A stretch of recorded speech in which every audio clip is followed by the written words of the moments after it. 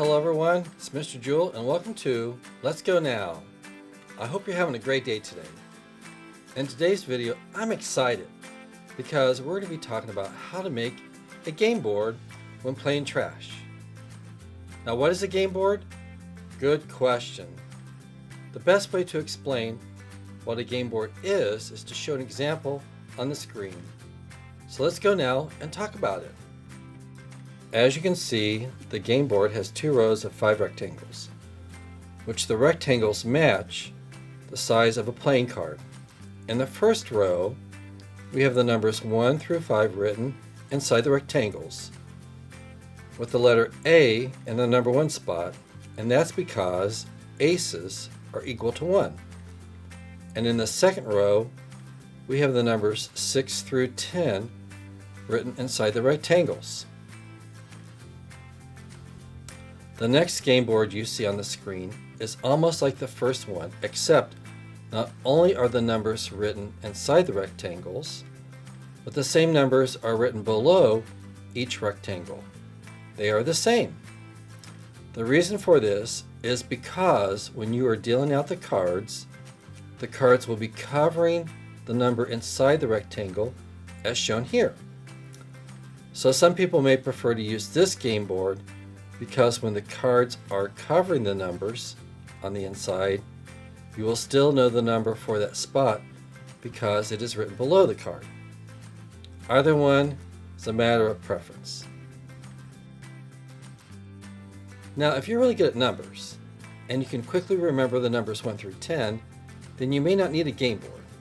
However, it is a good idea to have a few in the classroom or at home in case you or the person you're playing with would benefit from having one. Now I want to show you how to make a game board at home. So let's go now over to the table and make one. Okay, so now we're going to make a game board. Here is an example of a game board that I printed out. Of course, the only thing is this is an 8.5 by 14 sheet of paper, which most people won't have at home. So what we're going to be doing is we're going to try to find paper and items in your home that can make this type of game board. So what you're going to do is you're going to take 2 sheets of regular copy paper, which are 8.5 by 11.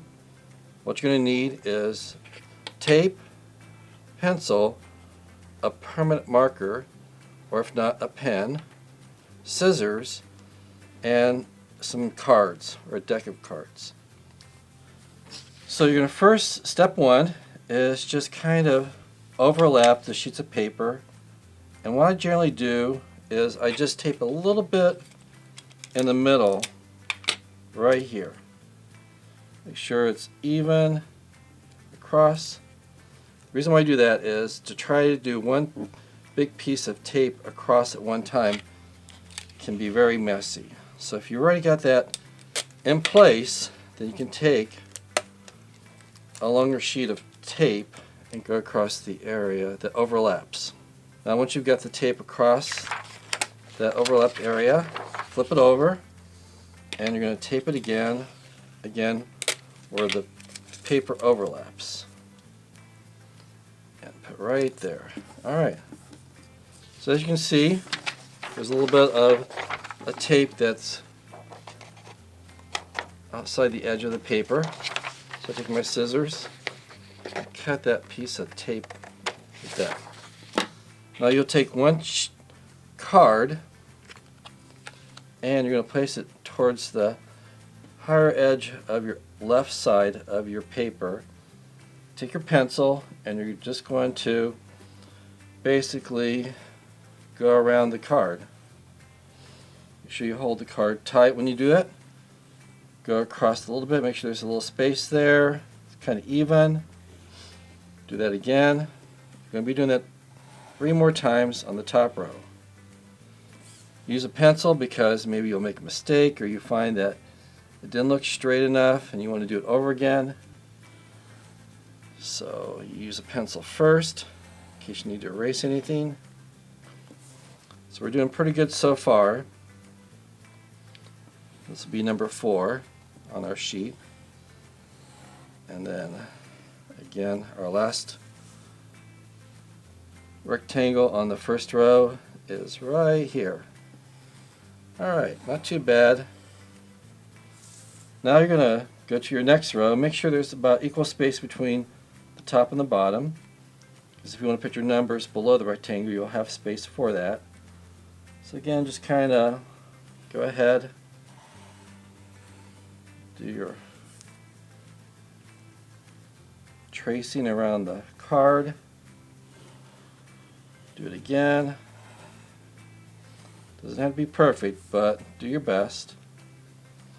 Alright. Here's your third rectangle. You got 2 more to go. There we go. 4. You're going to cross over that tape area. So, and the 5th one and the last one is right here.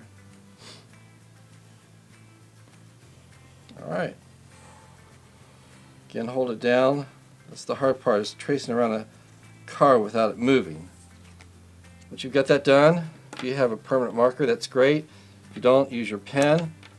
Now you're just going to go and trace around your pencil area.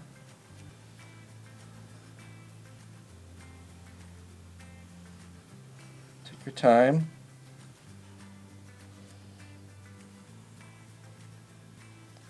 Going around, hold your paper down. Make sure you're holding the paper, don't make it move. Don't let it move. You can always tape your paper down if you need to. Could be a good idea.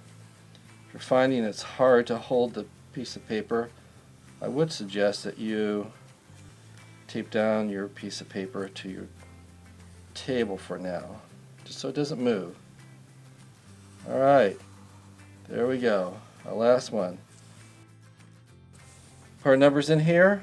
1, 2, 3, 4, 5, 6, 7, 8, 9, and 10. There. Now what you want to do is you want to put your letter A here to remind yourself that's equal to number 1. Again, if you want to put the numbers below, you just do it with your marker or your pen. 6, 7, 8, 9, 10. Alright. So the last thing you can do is, of course, this is pretty long, so you want to take your paper and just kind of sort out what would be the best spot to cut it, about right there.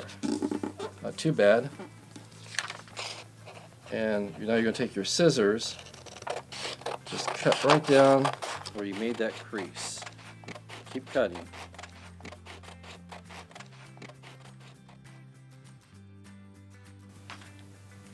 There. Alright. So, what happens when you put your cards on there, you can see that